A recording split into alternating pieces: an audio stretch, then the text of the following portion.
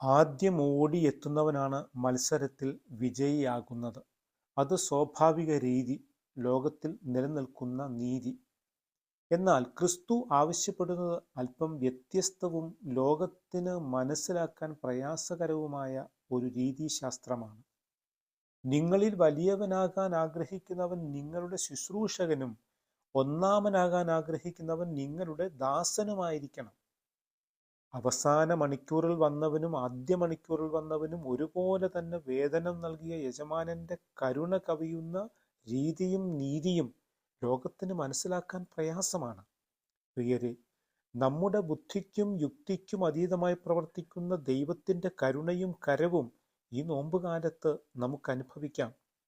അപരസേവനത്തിന് ദൈവസേവനമെന്ന അർത്ഥം കൂടിയുണ്ട്.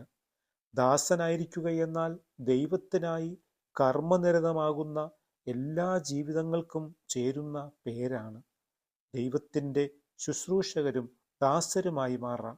ദൈവം അനുഗ്രഹിക്കട്ടെ.